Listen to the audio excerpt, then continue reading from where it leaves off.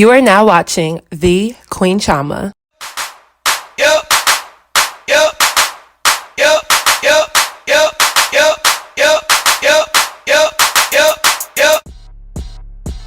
So hey guys, I'm back with another video. So tonight's video is yet again another Chioma Chats video podcast edition. So by the title, we are going to be discussing confidence and insecurity and what gets us to this point about Instagram making us young women feel insecure. So oftentimes people ask me, why am I so confident and what motivates me to not be insecure? But I'm here to tell y'all that I'm no better than the next girl. I can admit that I do have a higher level of confidence than the average girl my age. But if you think I do not nitpick myself while browsing through social media, then you have the wrong idea of me. A lot of the things that I talk about on my channel, I'm a victim of, I fall victim to, which is why I talk about them, because we can all relate as young women. Nothing I say is to make me feel like holier than thou or like my shit doesn't stink. Literally, a lot of the topics that I sit here and discuss, at one point I was a victim of it, or even currently I still fall victim to it, which is why I feel like this conversation needs to be said. I do think I am a goddess, but not in a way that I have it down to a science to neglect the things that can cause insecurity. I want to unpack this because recently I took a break from social media just to cleanse it all, and it really did open my eyes like, damn, like I'm not really missing out on anything, but I am missing out. Literally, YouTube was like my only platform that I was able to get my news and my tea and my stories from and know what was going on. And I came back and I felt like so late. It's like you spend a week off of the internet and you miss being first dibs at a month's worth of stories, trends, tea, and all of that. And then it all just reconfirmed why I took a break in the first place. Social media is a huge place for all kinds of information, and it was low-key scary to take off just 7 days and then see that there was a rapper who ended up dead, or another police versus black people story go viral, or some celebrity had a baby, or social media beef on YouTube, and so much more. The major thing I realized was that all of this shit literally goes on all day, every day, and there's nothing I can do to stop that other than log off and not pay attention. Like, I have the power to turn off the images I consume every day, but most of us really do not take advantage of that power and use it. The only thing was literally fighting the urge to pick up my phone and go to the apps, but I would quickly realize the app was gone and I'd be like, oh yeah, I deleted it. So it also made me realize that as young ladies, like we in particular say we're under a lot of image pressure or just pressure to be in the know about what's going on, and we don't ever really stop consuming social media because we are all really hooked and we're all really addicts and fiends who have yet to wean ourselves off of the nicotine of social media and take the breaks that we actually need. Then I was like, well, now I see why people are really depressed higher than ever. Social media is not necessarily toxic, but the way that we individually react to it is definitely the killer. Like, we all let this shit control us, for real. That goes for the ladies who say, yeah, I only have a YouTube account. Like, all of this controls us, some more than others if we let it, and we really do not take breaks or just know when enough is enough, and it plays on our insecurities of us all. Physically, like within body image, and then mentally with deciding what is right, what is cool, and what is acceptable. So I just wanted to give my thoughts and my opinions on why I feel like Instagram makes a lot of us women insecure. So my main point is we are all very much gullible, okay? Some of us sit here and say we have common sense and we can tell right from wrong, but a lot of us do fall into this. Let's be real. We fall into believing the things that we see on the internet at face value, and we all as women have cross-checked ourselves, comparing our bodies, our properties, relationships, and sometimes even our bank accounts to a lot of the content that comes down on our Instagram feeds. But I feel like enough is enough, and it's no reason to keep blaming Instagram girls and not ourselves, or at least allowing ourselves to take some of the blame for what happens with us when it comes to social media. I've never talked bad about doing Instagram as a career or a main source of income, because to be quite frank, I can't. I'm also in the business of social media influencing, and soon I'll be tapping more into Instagram, hence why my pictures on my Instagram have been gone and then I'm like slowly posting. Make sure y'all go follow me. But it's 2020. Even middle schoolers know right from wrong, real from fake, enhanced from natural. I love being someone that all women of all ages write and say, you know, Chioma, you've helped me realize so much in my life. But it's not that I'm here to expose people, but to just open our eyes and to understand real versus unreal. Not like real lashes versus natural lashes, but just what actually exists in real life versus what exists in the digital world. I think the biggest issue is the gullibility that has been woven into a lot of our heads. We just believe everything we see. It's not everything, but most. We black people in particular can be very skeptical about a lot of the things, but when it comes to what we see on social media, we love to give it a chance and take people's word for it. And that's not a bad thing to do all the time, but when someone is enhanced, fake, altered, or contrived, the level of filtering that I see from young black women in particular is piss poor low. And I was a victim myself. Growing up in middle school and high school, social media existed, but it wasn't what it is now. Like, and I'm not that old, y'all, okay? Like, Instagram girls were slowly becoming a thing, and we got that first strain of it as the digital era was really evolving, and we were the first to fall for it. When I say we, I mean women who are between like the ages of 20 and 30, or primarily the people that were born in the 90s. So I would say 90s babies, give or take. Basically, those who were kids and teens at the height of MySpace,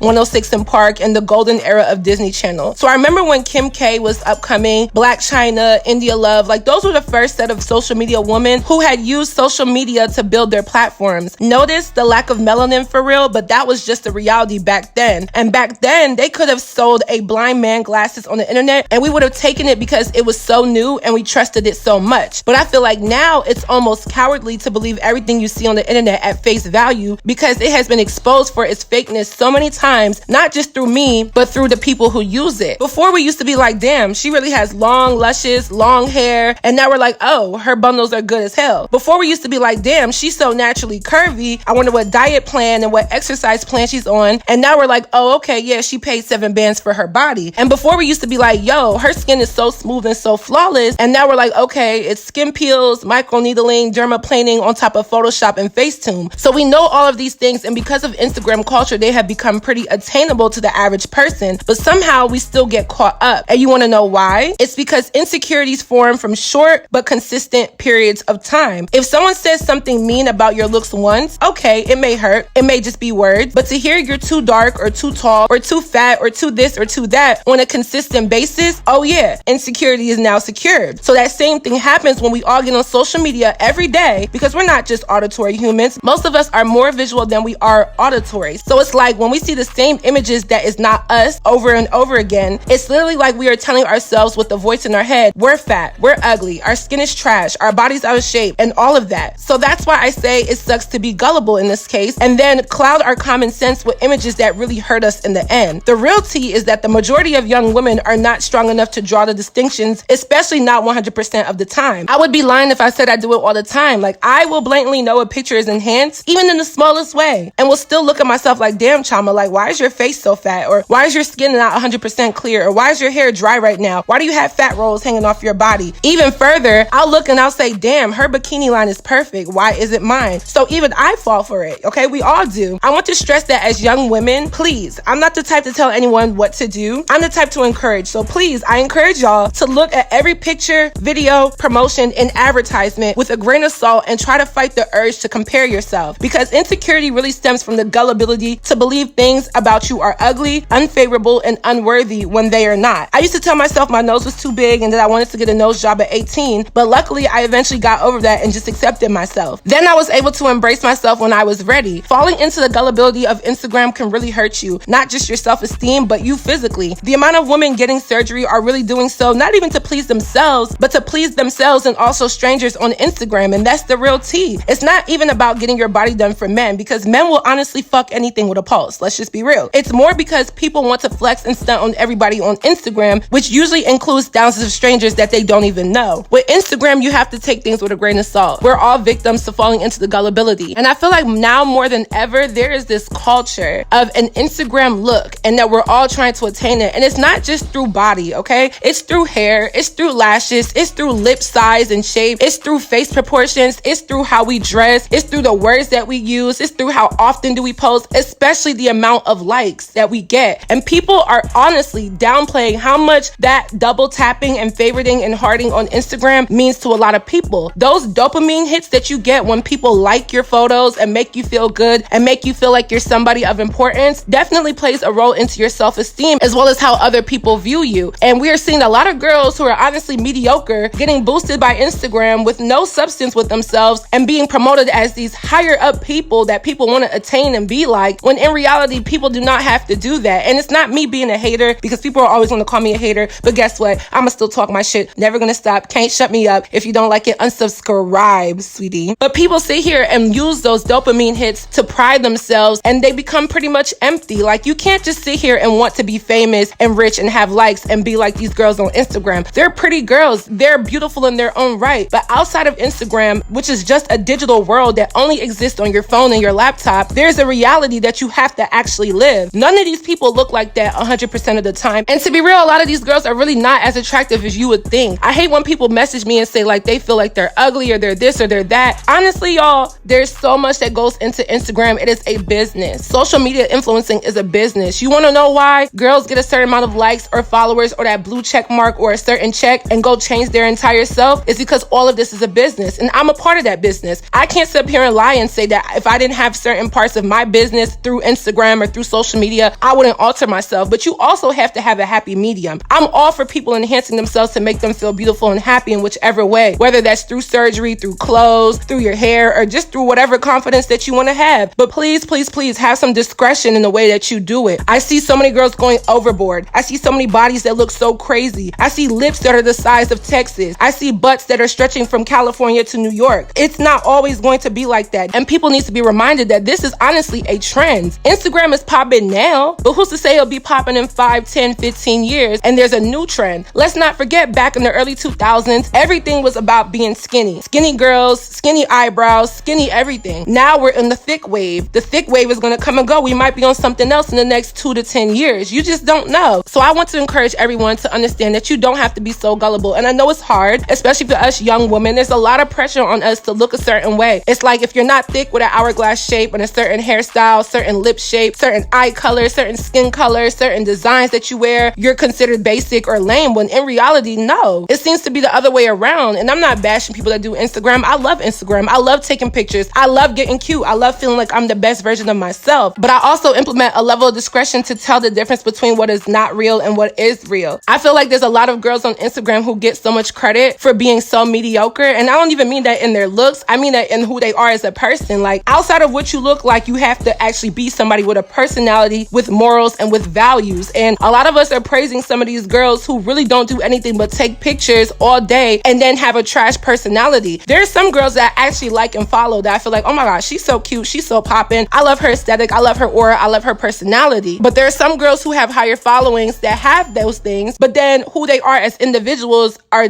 literally shitty people, like legitimate shitty people. So I say all of this to say, a lot of us are gullible. We're all gullible. We all fall for it. But encourage yourself to not compare, encourage yourself to not fall for it, and encourage yourself to not put so much pressure on yourself. We're all human and we're all normal and we're all women, okay? We all have periods once a month. We all go through a lot of the same things, and all of us need to learn to differentiate that so that we don't sit here and become more mentally depressed or put more pressure on ourselves or think that we have to please everybody and risking our lives on a table or risking our lives to get a photo or risking our lives to do so many things to please a whole bunch of strangers that don't care about you. So that is it for this video. I hope you guys enjoyed. Let me know your thoughts on my commentary down below. Please leave a comment. Don't forget to follow me on all of my social media networks, and I'll see you guys in my next video. Bye guys.